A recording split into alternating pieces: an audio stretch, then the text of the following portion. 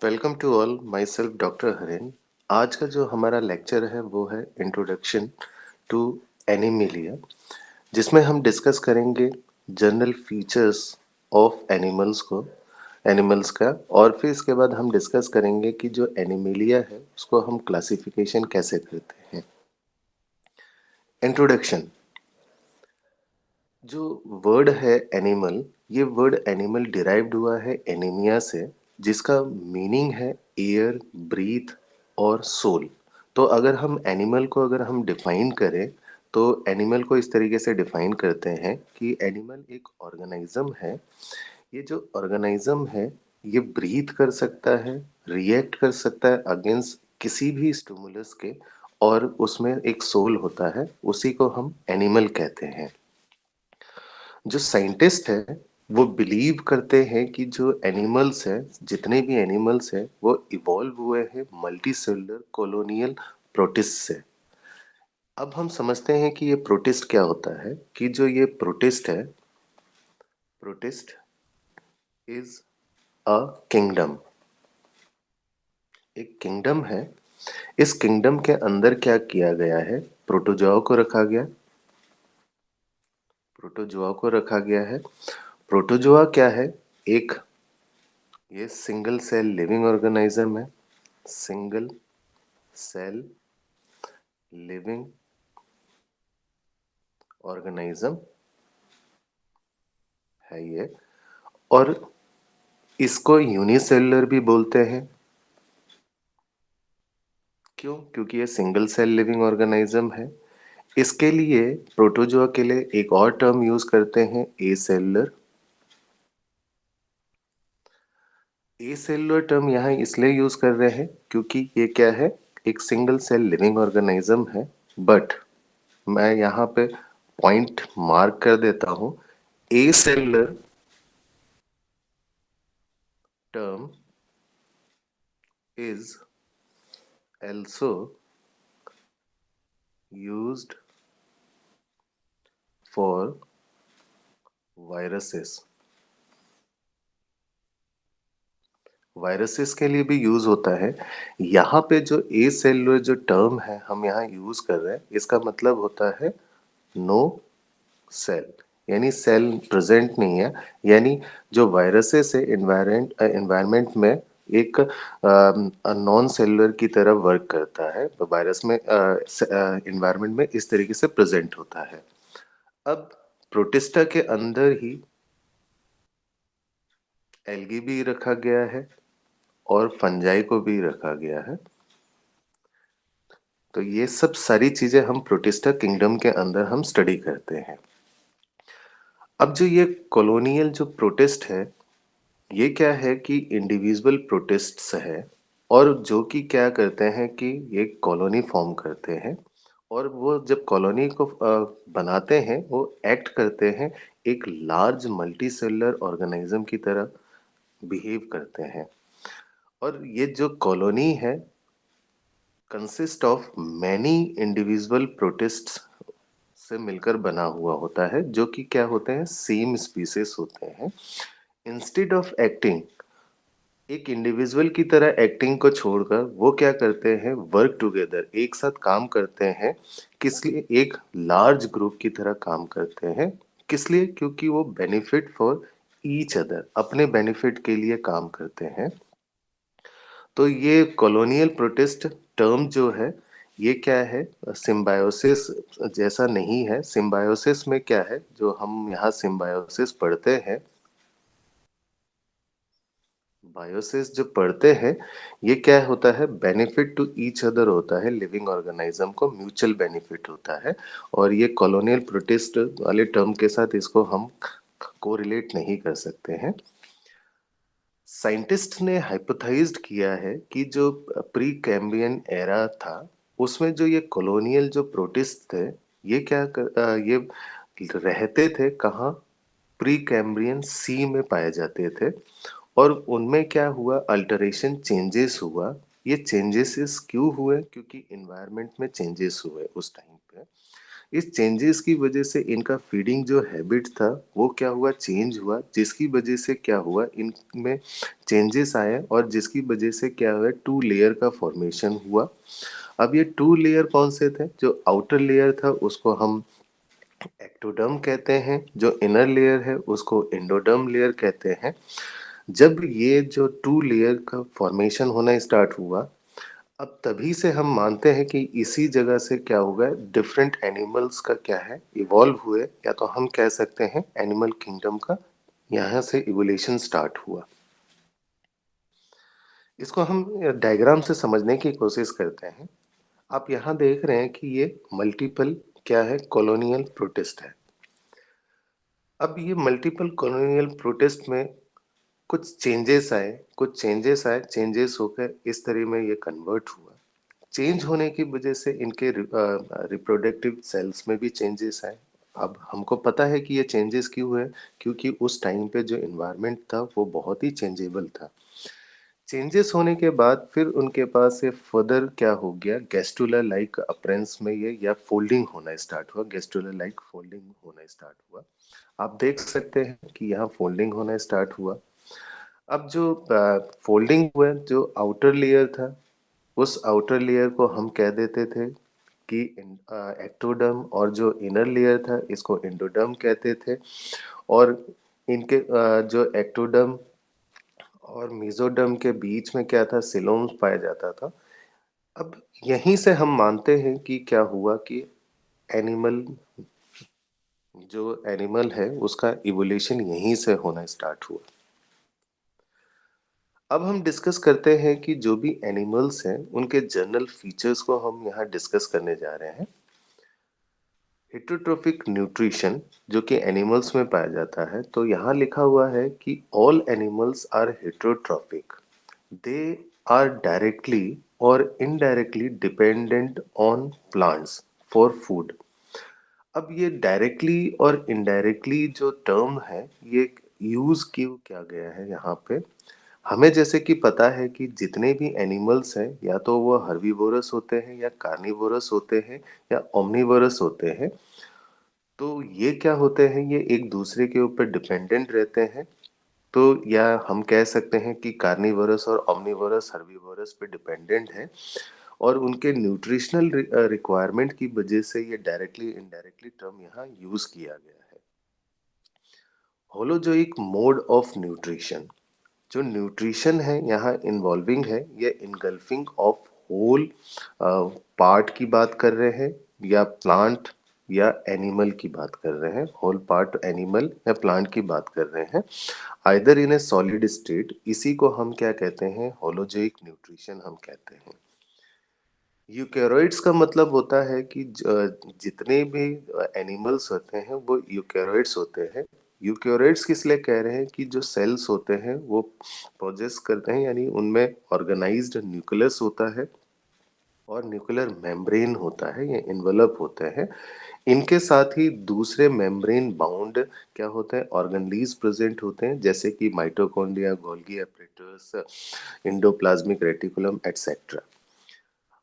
Multicellular, no animals is unicellular, animals के अंदर जितने भी लिविंग ऑर्गेनिजम्स है वो यूनिसेलुलर नहीं होते हैं, सारे के सारे क्या है, मल्टीसेलुलर होते हैं। और क्यों, क्योंकि जो body is made up of more than one cell, एक सेल से मिलकर एक सेल से ज्यादा सेल से मिलकर बने हुए होते हैं। सम हैव हंड्रेड्स होते हैं, और कुछ में क्या होते हैं, बिलियंस बिलियंस होते हैं, या कुछ में ट्रिलियंस सेल्स हो सकते हैं। ग्रोथ, जो एनिमल्स होते हैं एक डेफिनेट ग्रोथ पैटर्न को शो करते हैं फ्रॉम बर्थ टू डेथ तक।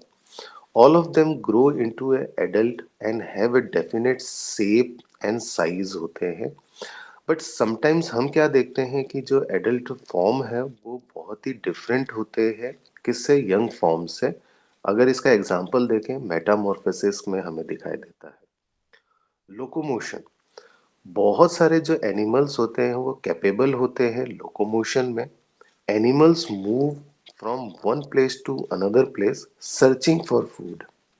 और शेल्टर के लिए घूमते हैं या प्रोटेक्शन के लिए या मेट्स के लिए एटसेट्रा। जो कुछ लोअर एनिमल्स की अगर बात करें, वो can not move from one place to another place and said to be sessile. उनको हम सिसाइल कह सकते हैं। एग्जाम्पल स्पॉन्जेस हैं। They remain attach to the permanently to any solid support which is called the substratum. Nervous system and sensory system की अगर हम बात करें, तो हायर जो एनिमल्स होते हैं वो एक elaborate sensory and neuro motor mechanism को शो करते हैं और are aware to their surroundings. वो अवेयर होते हैं अपने सराउंडिंग्स। रिप्रोडक्शन की अगर हम बात करें, तो जो सेक्सुअल रिप्रोडक्शन होता है is a major mode of reproduction, includes copulation, male and female, followed by the embryological development. Although some जो lower animals होते हैं वो undergo the asexual mode of reproduction show करते हैं और या फ्रेगमेंटेशन या बडिंग को शो करते हैं। अब हम यहाँ डिस्कस करेंगे कि किस तरीके से जो एनिमल जो किंगडम है, यहाँ पे एनिमल किंगडम को यानी एनिमल किंगडम एनिमिलिया को क्या है क्लासिफाई किया गया है।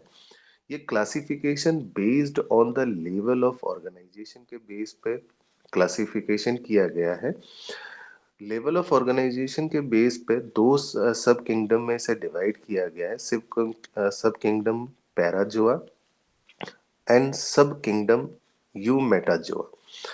सब किंगडम पैराजोआ है, उनमें उस लिविंग ऑर्गेनिज्म को रखा गया है जो कि सेलुलर लेवल ऑफ ऑर्गेनाइजेशन को शो करता है। अगर हम एग्जाम्पल की बात करें, इसके अंदर फाइलम पॉरीफेरा आता है। वहीं पे जो यू मेटाजोआ है, ये वो एनिमल्स होते हैं जो कि एग्जिबिट क्या करते हैं, टिश्यू लेवल और ऑर्गन लेवल ऑफ ऑर्गेनाइजेशन को ये शो करते हैं। उन्हीं को यू मेटाजोआ कहा जाता है। यही यू मेटाजोआ क्या है कि सिमेट्री के जो बेस पे इनको क्या किया गया, फर्दर क्या क्या है क्लासिफाइड किया गया है। एक को कहा गया रेडिएटा, दूसरे को कहा गया है बाइलेट्रिया। रेडिएटा उन लिविंग ऑर्गेनिज्म को कहा जाता है जो कि रेडियल सिमेट्री को शो करते हैं। अब रेडियल सिमेट्री क्या होता है कि जैसे हम यहाँ एक एनिमल को इस तरीके से ड्रॉ कर ले, अगर हम इसको यहाँ से कट कर ले या यहाँ से कट कर ले या यहाँ से कट कर ले, कहीं से भी कट करेंगे तो ये क्या है, they show two equal halves. अगर किसी भी प्लेन से कट करें, when cut into any plane, किसी भी प्लेन से अगर इसको कट करना स्टार्ट करें तो टू इक्वल पार्ट्स में ये डिवाइड हो जाते हैं। वहीं पे जो बाइलेट्रिया है, बाइलेट्रिया क्या होता है, अगर हम क्या करें, टॉप टॉप टू बॉटम या और लॉन्गिट्यूडनल एक्सेस,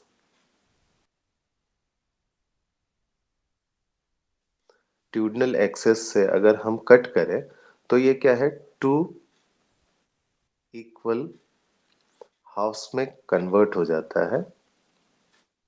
हाफ, जो कि ये टू इक्वल हाफ क्या होते हैं, या तो लेफ्ट होता है एंड राइट में कन्वर्ट हो जाते हैं। उनको बाइलेट्रिया कहते हैं या बाइलेट्रियल सिमेट्री कहते हैं, और इन्हीं एनिमल को बाइलेट्रिया में रखा गया है। ये जो बाइलेट्रिया है, on the based of body cavity यानी सिलोम के बेस पे इनको फर्दर डिवाइड किया गया है। एसिलोमेट यानी वो एनिमल जिसमें क्या है, बॉडी कैविटी एब्सेंट होती है, उनको एसिलोमेट कहा गया है। अगर हम एग्जाम्पल देखें तो ये प्लेटीहेलमिन्थेस है। और सीडोसिलोमेट उन लिविंग ऑर्गेनिज्म को कहा गया है जिनमें फॉल्स सिलोम्स होते हैं, यानी जो सिलोम क्या है, सीडोसिलोम्स होते हैं, उनको कहा गया है। इसमें क्या है, एस्की हेलमिन्थिस को रखा गया है। यूसिलोमेट उनको कहा जाता है जिनमें सिलोम क्या होता है प्रेजेंट होते हैं, यानी ट्रू सिलोम प्रेजेंट होते हैं, उनको यूसिलोमेट कहा गया। अब यूसिलोमेट में हमें क्या है, एक चीज और याद रखनी है कि यहाँ पे जो सिलोम का ओरिजिन हुआ है वो टू डिफरेंट वेज से हुआ है। आइए हम उसे पहले समझ लेते हैं इस डायग्राम से। यहाँ पे जो फर्स्ट जो टाइप से सिलोम का ओरिजिन हुआ है, नंबर फर्स्ट, वो हुआ है साइजोसिलोम के थ्रू। और जो दूसरा है यहाँ पे जो सिलोम का डेवलपमेंट हुआ है, या हम कहते हैं ओरिजिन हुआ है या वे से हुआ है, उसको हम इंटरोसिलोम कहते हैं। अ- अब हम अगर साइजोसिलोम की बात करें तो अब यहाँ देख सकते हैं ये एक्टोडर्म है हमारा आउटर लेयर, और इनर लेयर को इंडोडर्म हम यहाँ कह रहे हैं। इसके बाद आपको ये जो रेड स्पॉट्स से आपको दिखाई दे रहे हैं, ये रेड से आपको सेल्स दिखाई दे रहे हैं, इसे अर्ली मेसोडर्म सेल्स कहते हैं। ये अर्ली मेसोडर्म जो सेल्स होते हैं, ये क्या है, ओरिजिनेट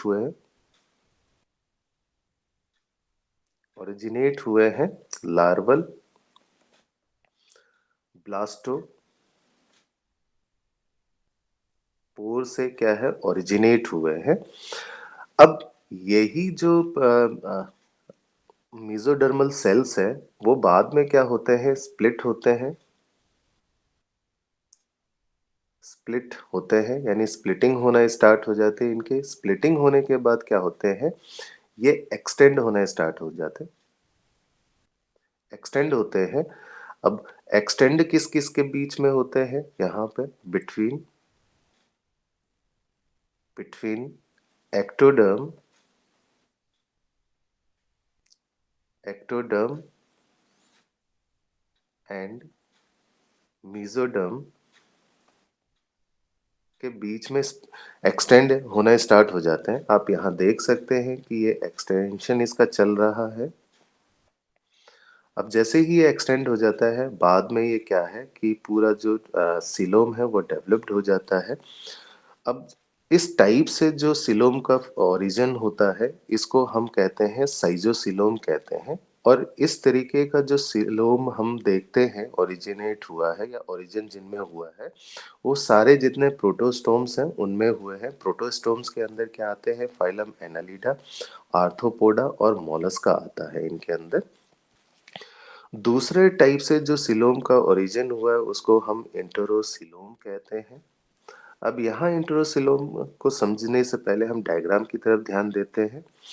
डायग्राम में ध्यान दीजिएगा कि ये आउटर लेयर है जिसको हम एक्टोडर्म कह रहे हैं, इनर लेयर है जिसको हम इंडोडर्म कह रहे हैं। यहाँ पे जो ये रेड पाउच स्ट्रक्चर आपको दिखाई दे रहा है, इसको अर्ली मेसोडर्म सेल्स कहते हैं। ये ओरिजिनेट कहाँ से हुआ, ओरिजिनेट हुआ है ये लार्वल लार्वल आर्केंट्रियोन से। आर्केंट्रियोन से ये क्या हुआ है, ओरिजिनेट हुआ है। ओरिजिनेट हो जाने के बाद क्या होता है, ये डिटैच हो जाता है, डिटैच हो जाता है। फिर उसके बाद ये स्प्लिट होना स्टार्ट हो जाता है, स्प्लिटिंग होना स्टार्ट हो जाते हैं। स्प्लिटिंग होने के बाद ये एक्सटेंड होना स्टार्ट हो जाता है, एक्सटेंड। तो आप यहाँ देख रहे हैं कि ये डिटैच के लिए तैयार है।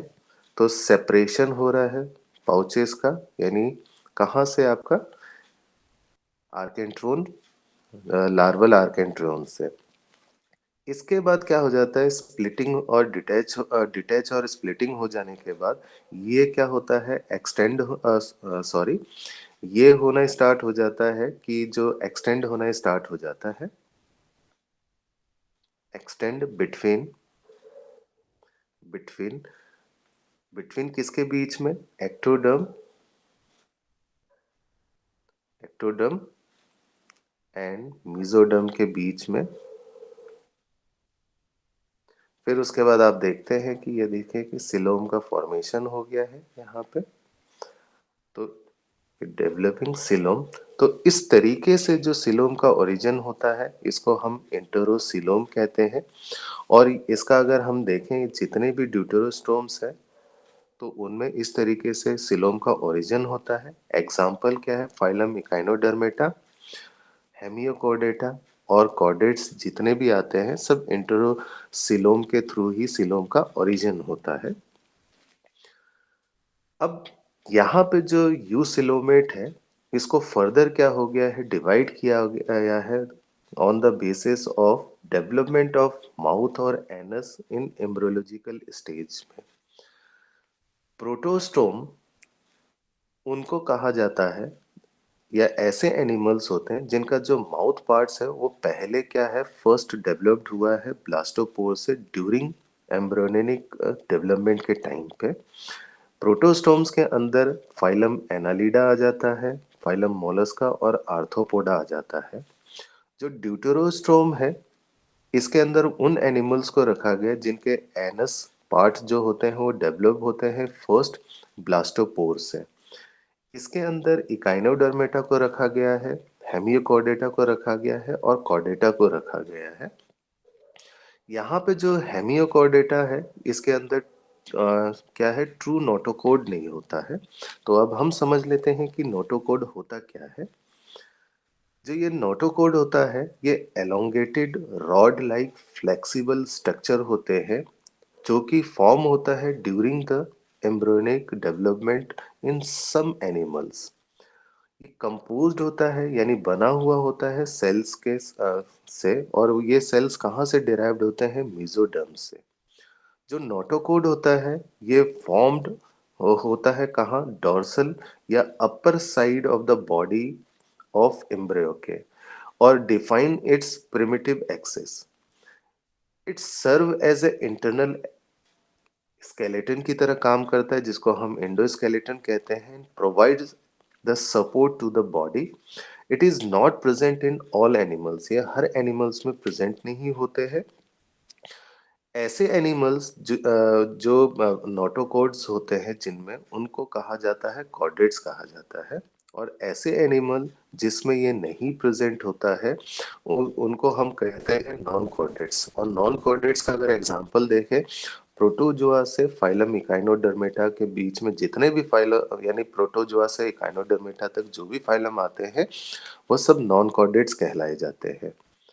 कुछ कॉर्डेट्स में ये जो नोटोकॉर्ड्स होते हैं, ये रिप्लेस्ड हो जाते हैं वर्टिब्रल कॉलम से, जिसको हम क्या कहते हैं कि वर्टिब्रेट्स कहा जाता है उनको।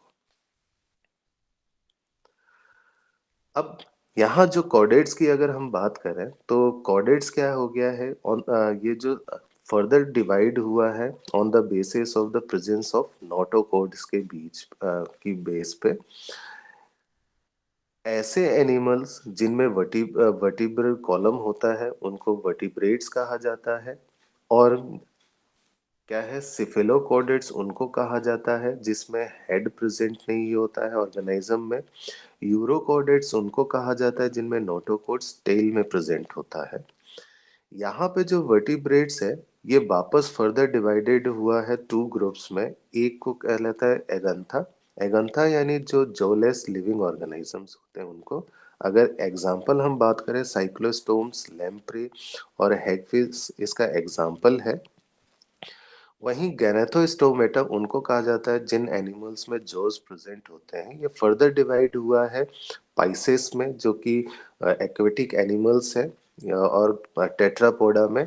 टेट्रापोडा फर्दर डिवाइडेड हुआ है एनिमिलिया, रेप्टाइल, एव्स और एम्फीबिया में। आज हमने डिस्कस किया कि जनरल फीचर्स ऑफ एनिमल्स को डिस्कस किया हमने, फिर हमने एनिमेलिया जो है उसका क्लासिफिकेशन किया। आई होप आप सभी को ये लेक्चर समझ में आया होगा। Thank you.